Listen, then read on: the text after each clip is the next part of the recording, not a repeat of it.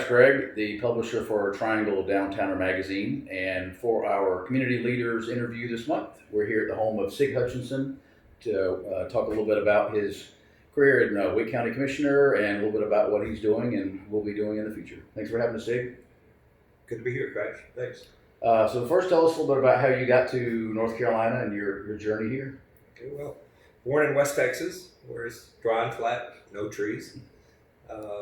Got here 34 years ago, and I remember to this day I was on Capitol Boulevard at a hotel in the parking lot and looked around, saw these amazing trees in this beautiful place, and decided at that point I wanted to come, move here, with my family here, create a life here, right here in Raleigh, Wake County. Excellent. Tell us a little bit about your family. Oh, so I've been married to my sweet wife, Nancy. Nancy's awesome. She's awesome. Everybody loves Nancy. My son is Hank. He's his late 50s now. He's an orthopedic surgeon in Tallahassee. Have 3 grandchildren, and he's got a beautiful wife and has a great career as a physician in Tallahassee. So nobody moved back to Texas. Nobody's back in Texas.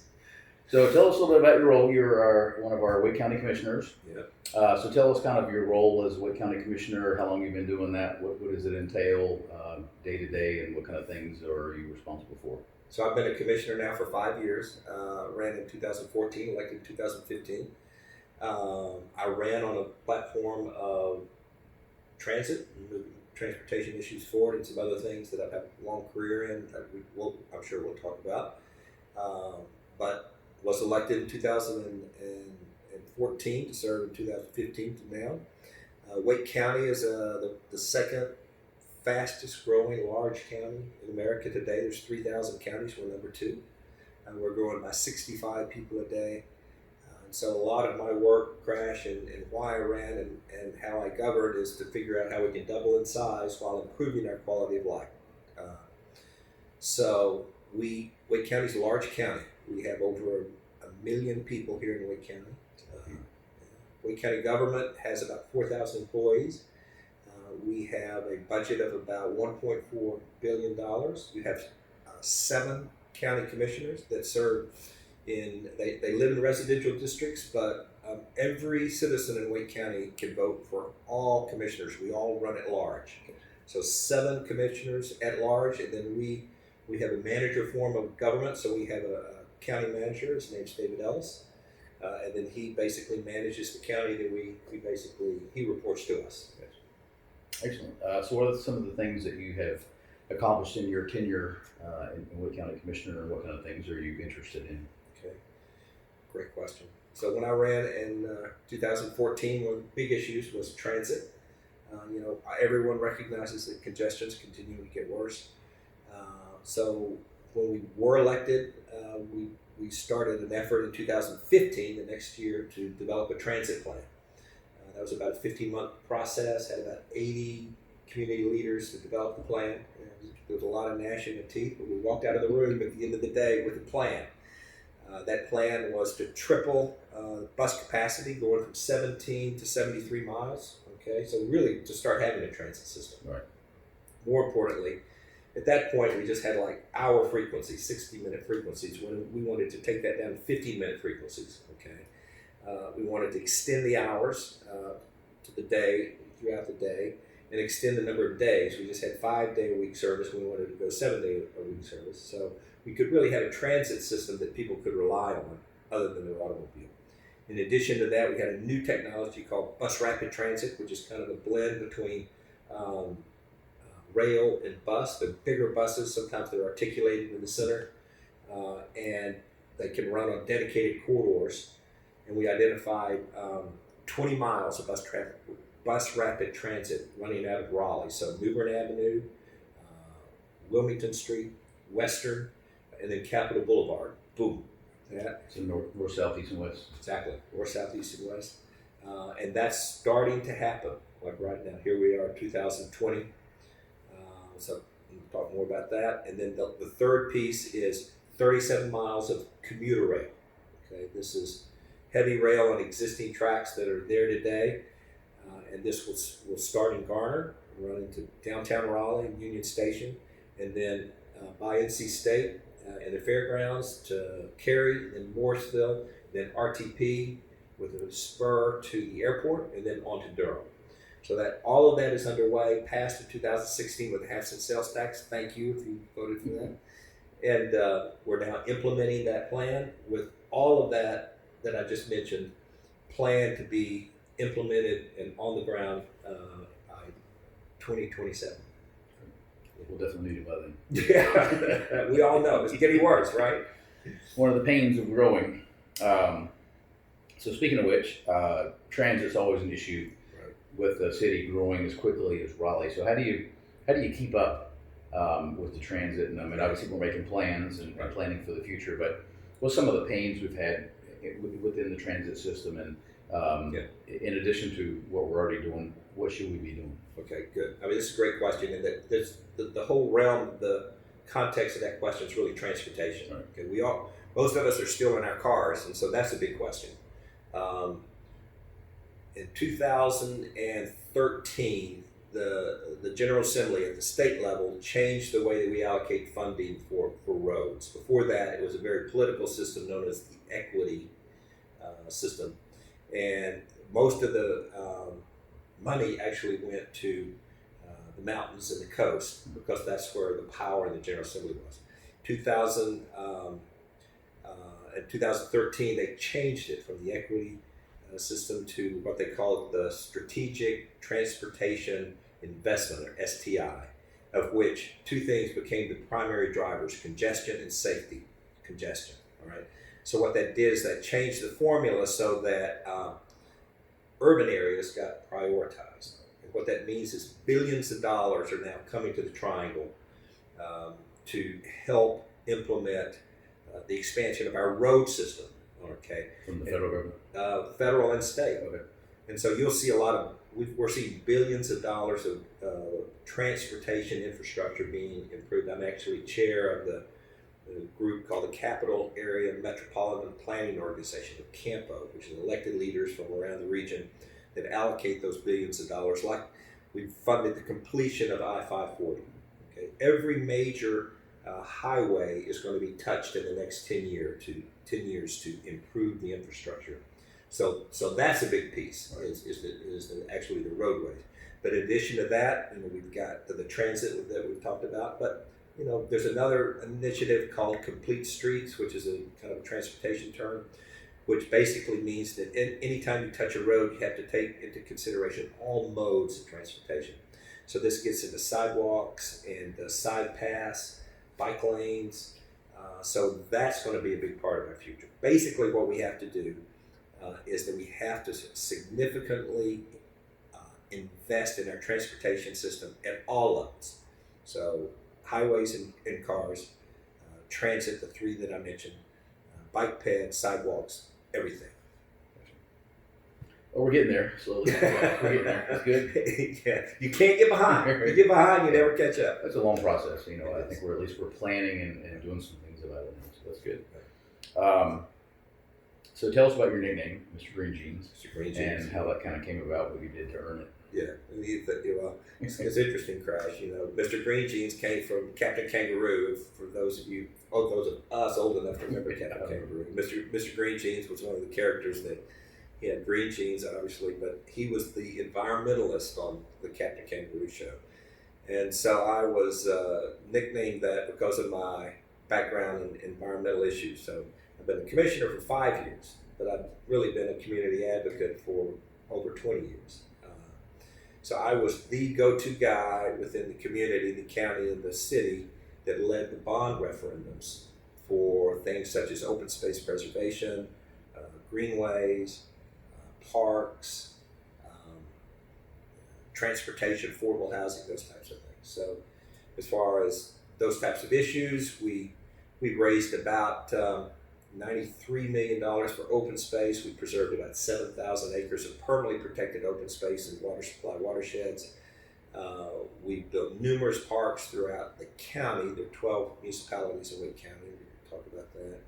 But one of the things I'm really most proud of, Crash, is our amazing greenway system. Now, over 250 miles of greenways throughout Wake County, I'm sure many of the folks watching this show have been on our amazing greenway system. And we just passed a $120 million open space parks and greenway bond last year that is going to expand that even more. That's great.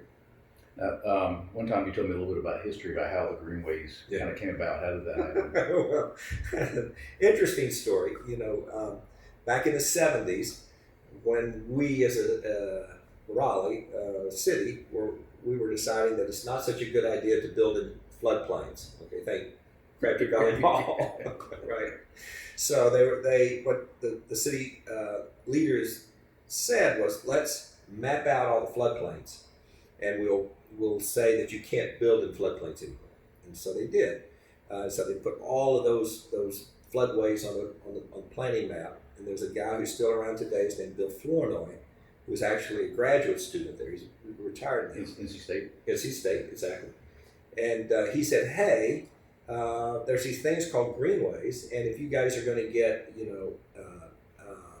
if you're going to preserve the land along these corridors and get easements for floodplain, go ahead and get a greenway easement at the same time.